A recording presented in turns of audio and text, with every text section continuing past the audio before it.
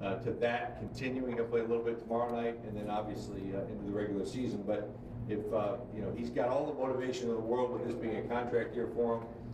He's got all of the resources around him, both inside our facility and outside, and he's got a great support staff in terms of the coaching staff and in terms of the players he's got around him who are motivating him to play well as well. So we look forward to him continuing to progress.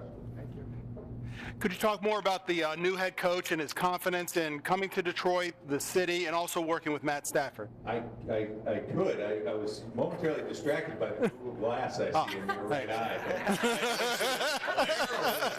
But our new head coach is, and I'm really looking forward to all of you getting a chance to hear from him during lunch. He is a special individual. He's somebody that I didn't know, nor did Martin Mayhew, as we embarked on this search for a new head coach. We knew him reputationally, had met him over the course of business at NFL meetings and the like. But when we had the opportunity to sit down with Jim and really hear from him directly over the course of 7 or 8 hours on our first interview,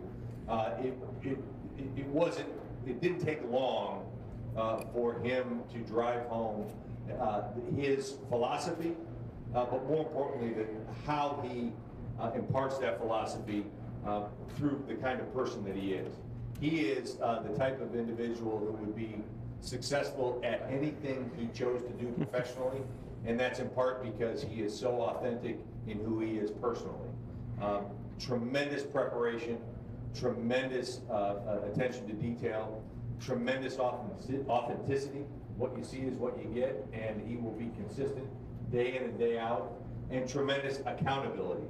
He's got a way of being extremely demanding of the players, but in a very matter-of-fact, business-like way. And I think the players have appreciated that. We've seen them respond to it. We've seen them gravitate towards it. As he likes to say to the guys, I'm going to treat you like men.